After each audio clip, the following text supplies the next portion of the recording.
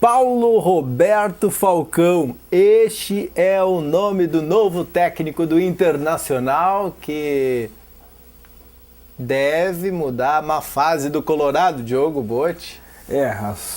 As pretensões são muito boas, né? O Falcão foi acertado ontem, quase de madrugada já, em conversa aí com o Vitório Pifo e o Pellegrini, um restaurante na Zona Norte de Porto Alegre. Depois do encontro, o Inter já praticamente assegurou ali a questão do acordo com o profissional, anunciou logo na sequência, e hoje, no início da tarde, o Falcão foi apresentado pela terceira vez para comandar o Inter aí, numa sequência que a gente sabe que vem um momento muito ruim, com o Argel, são 6 jogos sem vitórias, mas o Falcão tem aquela questão de comandou o Inter em 93, comandou o Inter em 2011 por apenas 3 meses. Né? Claro que naquele momento teve uma rixa política com o presidente Luigi, o próprio Roberto Sigma, acabou saindo a questão na queda do profissional. Mas o certo é que o Falcão assume um momento agora um pouco mais maduro que até aquele momento, quando assumiu o Inter, acabou caindo na Libertadores e tudo mais.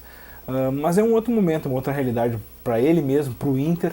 Ele teve uma boa fase no Sport Recife, onde fez uma campanha bastante sólida, assim, vamos dizer. E agora, recuperando mais uma vez uma chance aí para treinar o time que ele revelou, que ele ajudou a construir o Beira-Rio, todo aquele negócio, que ele tem o último título como campeão brasileiro ainda como jogador. Então a gente espera que a mística toda que envolve o nome do Falcão possa fazer parte e colocar em prática o Inter em campo, aí, que possa reverter esse momento ruim e colocar o time novamente no trilho das vitórias. Bom, se não é a gente que estava aqui nas outras vezes que o Falcão esteve, pelo menos ele tem um vínculo com o goleiro atual, né? Que ele não está jogando, mas o Danilo Fernandes, exatamente. O Danilo Fernandes, antes de vir para o Internacional, era no Sport e foi comandado pelo Falcão lá no time pernambucano. Na verdade, o Danilo é uma liderança nata, assim, que o Inter trouxe, né? Tem esse problema físico aí que não conseguiu voltar ainda de lesão, mas enquanto estava jogando era titular absoluto, né? Em grande fase, e é um jogador que já o Falcão conhece e com certeza será o homem de confiança, assim como foi do próprio Argel, né? Pela qualidade que tem, né? As redes sociais, pelo menos até o horário que eu estava acompanhando, os colorados não se manifestaram nem favoráveis nem contra. Os gremistas gostaram, Diogo. Lógico que isso faz parte da provocação da dupla. É que, na verdade, o Falcão, assim como outros grandes treinadores, o próprio Renato Gaúcho é um treinador que não ganhou nada pelo Grêmio, né? E é ídolo. Né? Então o Falcão também. O Falcão tem a questão de um gauchão ainda, em 2011, contra o próprio Grêmio dentro do Olímpico. Último título até levantado, última taça levantada no velho Olímpico, e acabou sendo do rival Inter. Então tem uma questão mística, assim, de não ter uma sequência favorável, mas realmente foi pouco tempo, né, que o Falcão teve à frente do Inter aquela vez em 2011.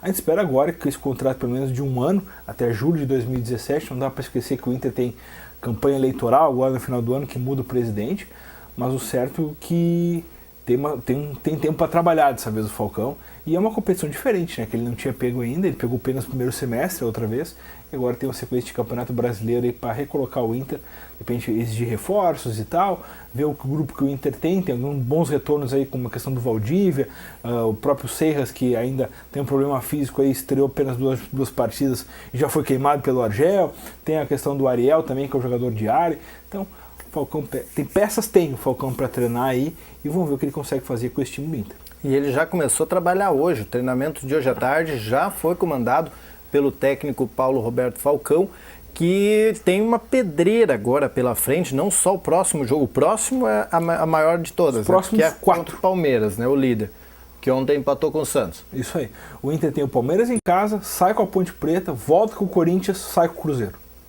Bom pra ti a sequência, todos acima do Inter. Quer dizer, para ter uma ideia da Ponte Preta, que você podia dizer que é o menos de nome, o menos tradicional, é o 5º lugar agora, junto com o Santos, que empatou ontem com o Palmeiras, 23 pontos. É uma sequência complicada aí, mas realmente começar em casa e contra o líder ainda é um teste de fogo, né? O Falcão vai ter que ver o grupo de jogadores, analisar esquema. Quando ele treinou aqui em 2011, ele tinha a questão do centroavante, que era o Leandro Damião na época, tinha o D'Alessandro como uma liderança bastante positiva, tinha o Oscar em grande fase, né? Tinha o Zé Roberto, que é o jogador que acabou passando pelo Vasco depois, foi pretendido pelo Grêmio também muitas vezes. Então tinha uma série de jogadores, tinha o Tinga em ótimo momento, o Guinha Azul, o Inter vinha numa queda do Mundial de Clubes em 2010, ainda com o Celso Roth, né, o Mazembaço aquele que a gente chama, né, então realmente foi um momento bastante conturbado, ele teve que lidar com isso, a pressão da torcida era muito maior do que hoje, né, hoje o Inter vem uma sequência de 6 jogos sem vitória, mas é o 9º colocado, né, se tu vê a questão de G4, o Inter deve estar 4 pontos, 5 pontos do G4. E o Internacional tem 20 pontos, e o quarto colocado tem 23. 23 é uma vitória do G4. Né? Então, realmente, ele vai ter... ganha um fôlego, na verdade, o Inter aí para trabalhar em questão de protesto de torcida e tudo mais. O Falcão provavelmente vai ter uma tranquilidade.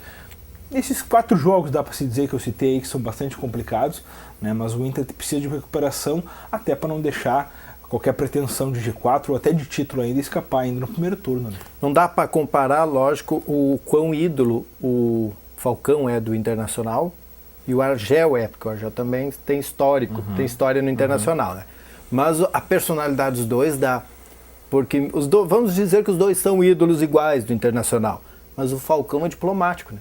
O Falcão não vai comprar briga com um torcedor que nem o Argel compra, ou que nem as coisas que o Argel fala. Não. Isso se dá... Aquele discursinho de eu não fico uma semana desempregado, de fato não ficou. Isso se dá até pelos cabelos brancos, né? É. Então, tipo, na verdade o Argel tem aquele sanguíneo, aquele negócio todo assim, que acaba muitas vezes extrapolando, né, as barreiras aí do microfone, dá pra se dizer. Né? E o Falcão é outro perfil, o Falcão é um cara, como tu disse, diplomático, mas ele é um cara que tem boas ideias pro futebol, né? Tanto quanto ele era comentarista, ele era um dos melhores ali no ramo, por ter boas ideias quando estava no ar. Então a gente espera que essas boas ideias, a gente sabe que é muito diferente tu tá falando numa televisão e pegar um time de campo aí para jogar, né? Mas que essas ideias possam se traduzir ainda em esquemas, em táticas, para que o Inter, com o seu grupo numeroso, apesar de algumas carências pontuais, consiga aí reverter essa situação no Campeonato Brasileiro. A notícia hoje é praticamente só o Falcão, porque a semana é de folga para os dois clubes, tanto o Grêmio quanto o Internacional, que eles jogam no fim de semana pelo Campeonato Brasileiro. No final de semana, volta a rodada aí, esse meio de semana é Libertadores, hoje à noite, o São Paulo em campo aí buscando o milagre lá contra o Nacional de Medellín, né? E a Copa do Brasil também tem partidas, mas realmente a do Pagnol se concentra aí na questão da rodada do final de semana, que vai ser complicada aí, de repente o Inter pegando o Palmeiras em casa é um desafio difícil. Com certeza. E a 15ª rodada já não dá mais para brincar no Campeonato Brasileiro, que já está se aproximando da metade do campeonato. Verdade. Diogo Botti, falaste aí desse jogo do Atlético contra o São Paulo lá, não dá para passar. Ontem o Elton já tinha jogado a toalha como brasileiro, mas ele está torcendo para o Atlético mesmo, então não tem Acho que não, acho que o São Paulo deixou a classificação dele aqui. Né, o Atlético Nacional abrindo 2-0 aqui no Morumbi praticamente assegura e pode até perder por um gol de diferença, que mesmo assim garante vaga.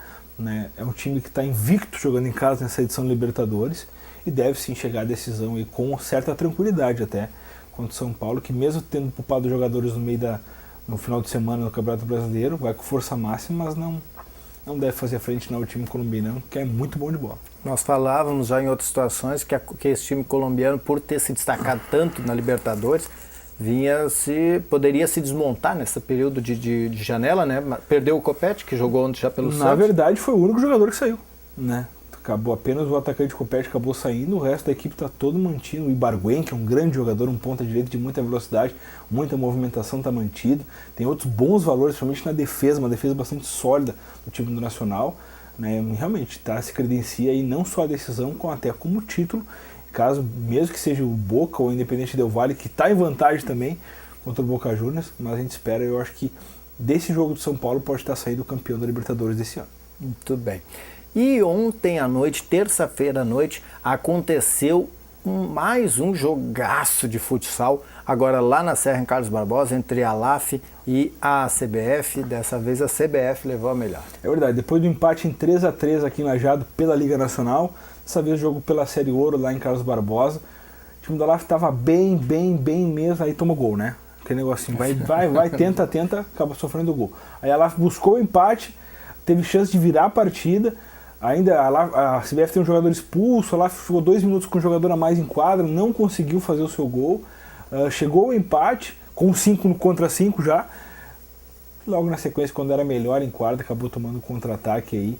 e acabou saindo de quadra com mais uma derrota na Série Ouro. Na Série Ouro a situação não é tão desesperadora, vamos dizer assim, contra a Liga Nacional, né? Vem de vitória contra o Juventude em casa, teve essa derrota agora contra a CBF. Lembrando ali que a CBF, a Juventude e a LAF estão brigando na ponta de cima da tabela desse grupo A. Então uma derrota, vamos dizer assim, que dá para contar no calendário, porque tem jogos e jogos, né? A derrota para a CBF, né? Na casa CBF, tu pode considerar, né? Não tem problema nenhum. E 2-1 o problema é tu perder em casa para a SAF, né? Para a CIF. Aí tu complica, mas uma derrota para fora contra a CBF, do modo como foi, a LAF jogando bem, não é total, não dá para entrar em desespero. Pois bem, nós vamos voltar na quinta-feira, depois do Redação Informativo, porque aí já teremos o resultado deste jogo do São Paulo. Será que passa pelo Atlético Nacional? Que ontem nós tivemos um torcedor do Atlético aqui, aliás, 2 camisetas, tinha uma de cada lado, me pressionando e eu dizendo, quem sabe o São Paulo vai, mas depois desisti também. Fácil convencimento. Nós voltamos na quinta, depois do Redação Informativa. Até mais. Um abraço.